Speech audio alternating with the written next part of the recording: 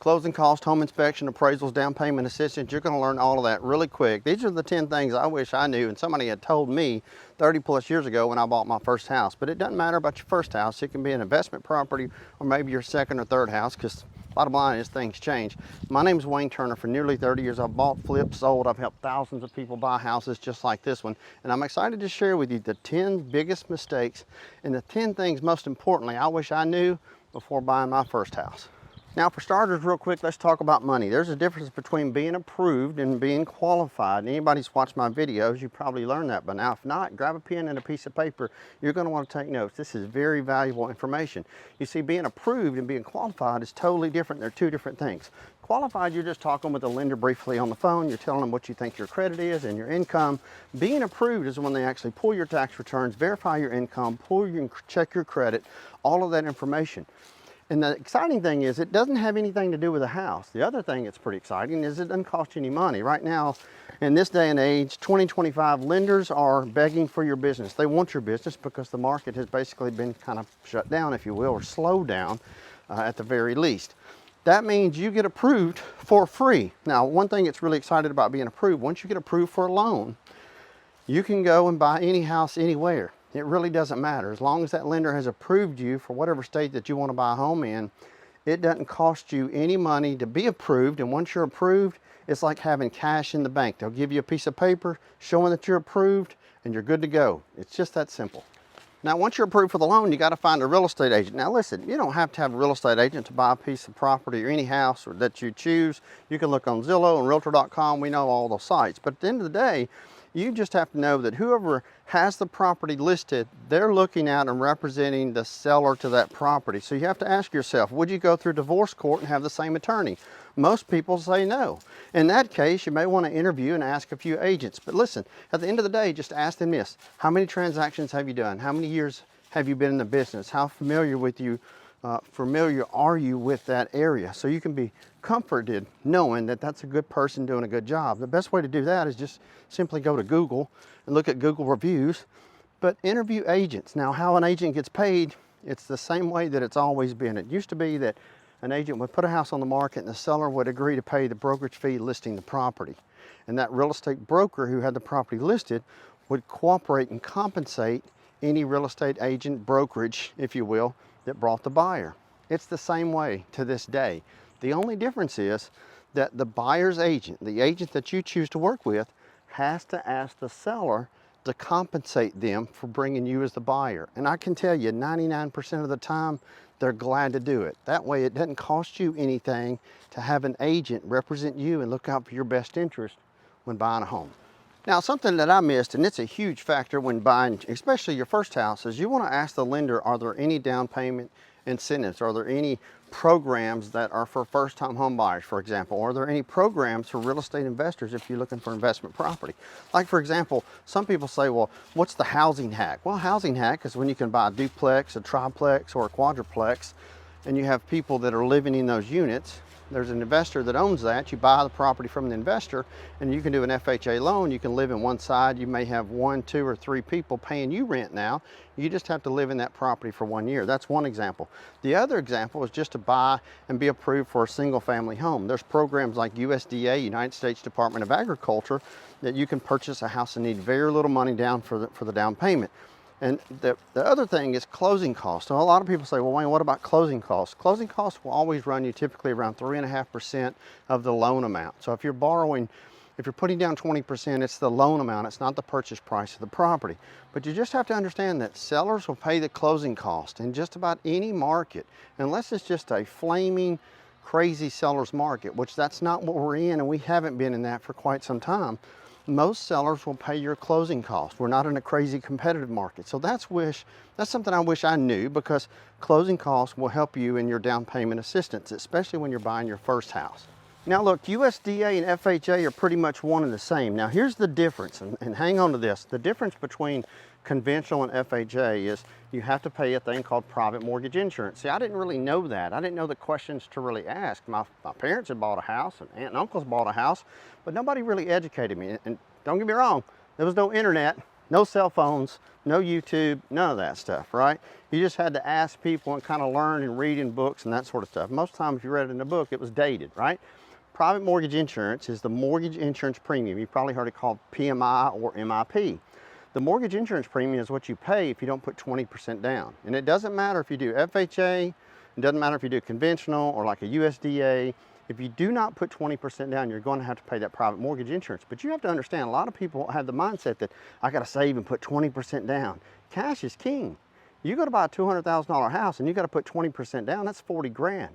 It's hard to save 40 grand. Then you take that $40,000 and divide what you're going to be paying into the PMI, and that's how many years it takes you to save that money back up. So a lot of people are like, well, wait a minute, I'd rather buy a house now instead of waiting and saving, because guess what home prices do? They go up. They appreciate an average of 4% per year. And they've done that for over 100 years. That's why I tell people, don't be afraid to buy a house. You're going to live in it for, even if you live in it for 5, 6, 7, 8 years, 90% of the time you're going to be in a positive equity standpoint.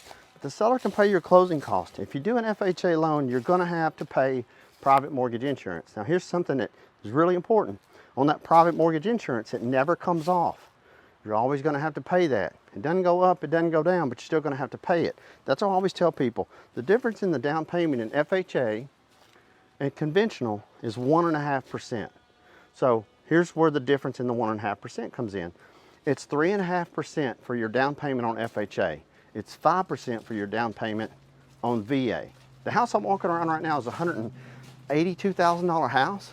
So you're looking at the difference in not a whole lot in terms of that 1.5%. It may be $2,000, $2,500.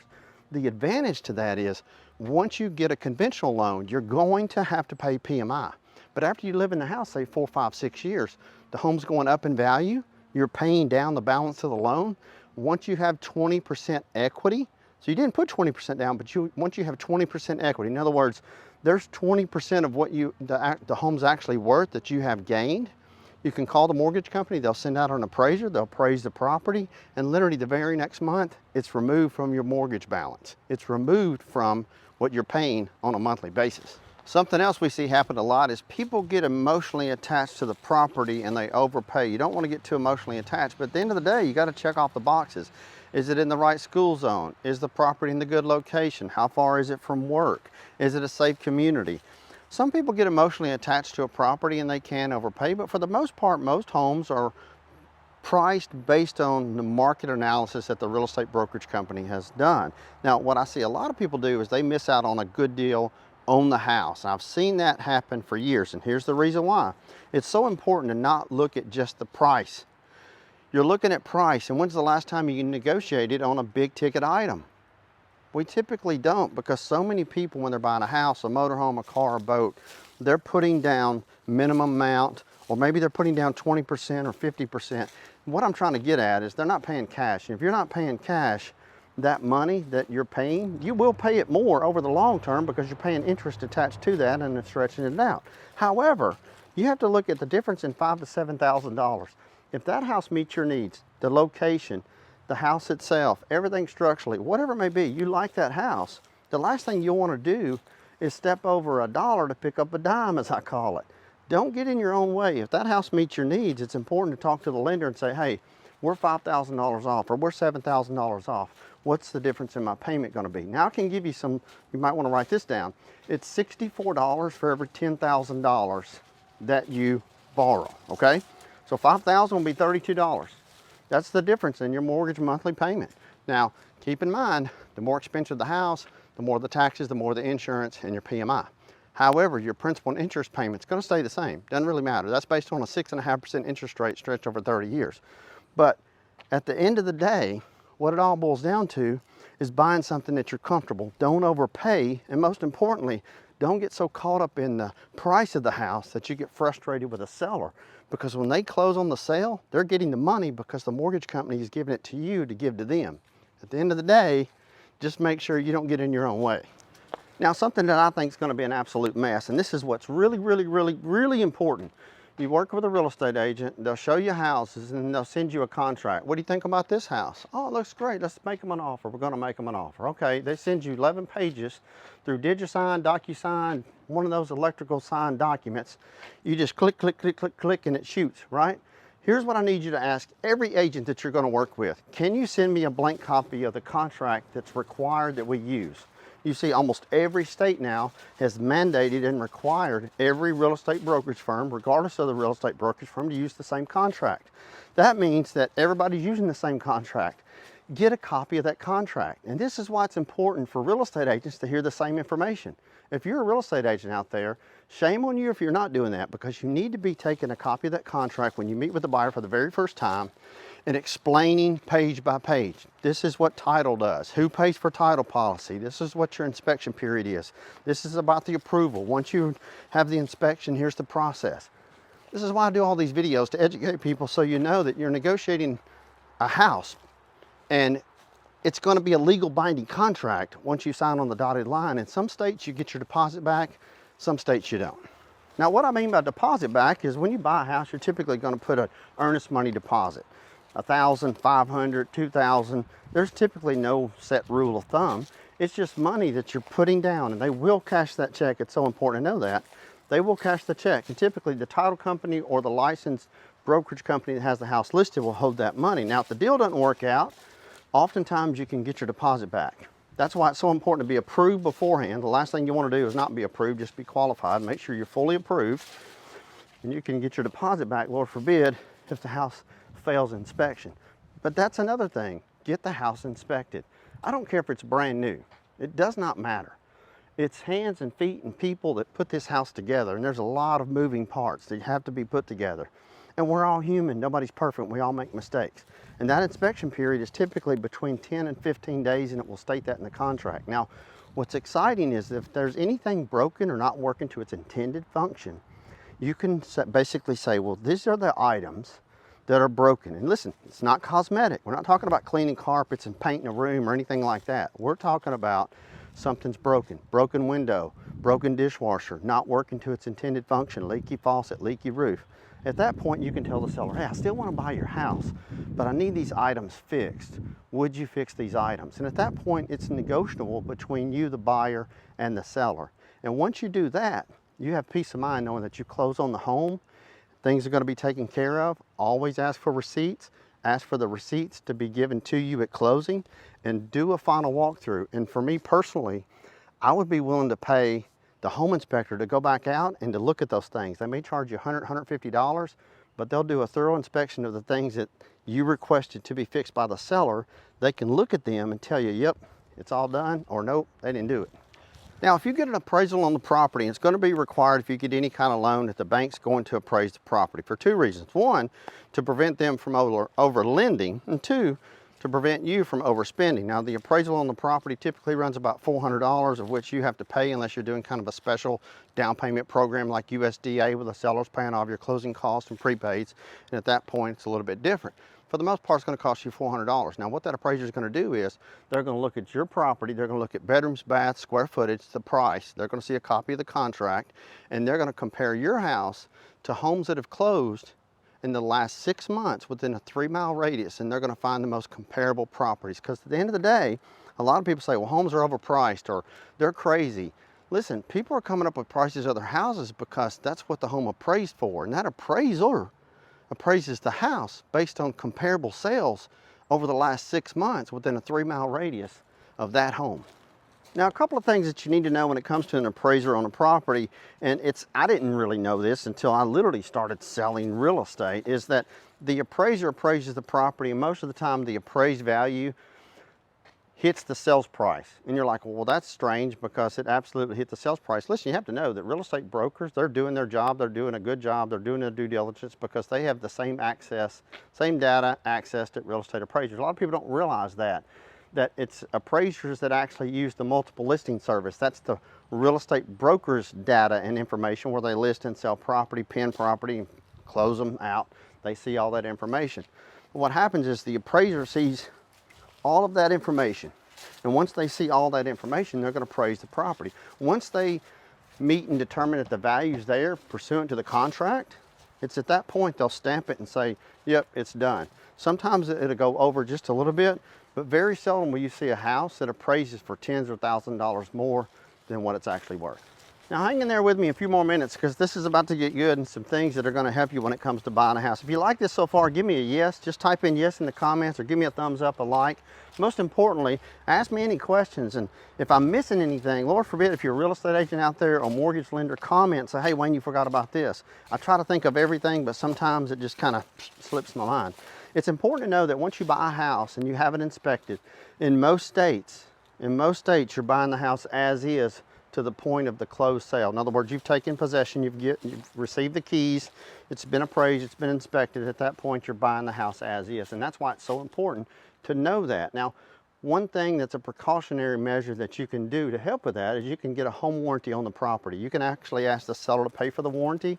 They'll run $600 to $700 and they'll cover all the major components. In other words, they'll cover the plumbing, the electrical box, all the appliances, washer or dryer, if it's state, all of that. Dishwasher, heating and air is one of the most expensive things. They don't cover the roof, but they cover the major moving components. And that's something that will give you peace of mind knowing that, okay, I bought it, I closed, it's as is, I got a warranty. Worst case scenario, if something breaks, I can file a claim online. It just costs me $100 for them to come out and fix it. Now, something to consider, and it really just depends on where you're located, where you want to move, how far you want to move out. It's not a bad idea to look at new construction, especially if it's your first house. It's not a bad idea to look at new construction if you're buying an investment property, because at the end of the day, you don't have to do any repairs for quite some time. There's no replacing of roofs, water heater, central heating air, or any of the appliances. As a matter of fact, most home builders have a 1 to 2 year warranty on the property. So you have to look at, you may pay a little bit more for a new house, which will cost you a little bit more in your monthly payment if you're approved. The trade-off is you won't have to spend any money on the house for quite some time. Now, in terms of location, you just have to understand if you're on a quiet dead-end street, it's going to bring value to you, it's going to bring value to someone else. People have pets and children, and they like the quietness of the street, they like the safety of the street. You also have to consider commercial dwellings. If you're around any kind of thing that's commercial, that's convenient, in other words, it's convenient to Starbucks or the grocery store, the value is going to be typically higher because of just the convenience. They call that the walkability score these days. You also want to be and watch out for structures, houses that are going in around the house that may be part of the community that could be a functional obsolescence, as they call it. In other words, it's a school, it's a hospital, it's a church, there's a lot of traffic. That traffic causes inconvenience. And when you have inconvenience, you have people that, bottom line, they just don't want to live there. If you're buying a house on a busy road, it backs up to a school, a church, hospitals, apartment complexes, anything like that, factories, you have to consider that, because when it comes down to it, if you're buying houses like that and you think you're getting a good deal on those homes, perhaps the buyer will who buys it from you one day into the future. Now, let me give you a couple of quick tips on buying a house, what to look for. Always look for homes, if it's a foreclosure, it may need a little bit of work. Some of them do, some of them don't, but you have to look at the trade-off. Can you do the work yourself? What's time to you? What's your value of your time? You can oftentimes buy a house like this, have it inspected. It's a foreclosed house, but it needs a little TLC. It's got some rotted wood. Will it pass FHA? How old is the roof? Those sort of things. So you never really know until you get in there on the property itself. The other thing you want to look out for, and so many people miss this, real estate agents miss this, is the days on the market. If something has been on the market for literally 4 to 5 months, those sellers are typically more motivated to sell their house, because the house isn't necessarily a bad house. It just perhaps may have been overpriced or priced just a little bit out of the market. Listen, buyers, and I'm sure you agree, if so, give me a thumbs up or yes, I agree, Wayne. Buyers are more educated than they've ever been before. We have more information and more data and more everything when it comes to that house is priced too high. And therefore, it's so important for a homeowner, a seller, selling their house, to price their home right in the beginning. Because when it comes down to it, if you don't, then it's going to become shop worn. And those are the houses I tell people, hey, don't be afraid to make an offer $10,000, $20,000, $30,000 less than what it's listed for, because you don't know their motivation. Now, there's something else that you should always do, is ask your agent to ask the listing broker why they're selling. It's like, wow, it's a beautiful house, why are they selling? So you have to understand, if you find out why they're selling, that's going to gain a little bit of leverage, maybe a little bit of motivation. Are they going through a divorce? Is it a job relocation? Are they receiving a buyout? Is it a foreclosure? Is it an estate sale? All of those things make a big difference. If it's just somebody, oh, they're selling the house to move to another house, or they've relocated and they're completely moved out of the house. Another thing to look for, if you're buying a resale house and that house is empty, but it's owned by individual people and they've relocated or bought another house, oftentimes empty homes, they're a little bit more motivated to sell. I hope this information has been helpful. So give me a thumbs up, like, subscribe to the channel. I'm Wayne Turner. I thank you for watching. Until next time, God bless.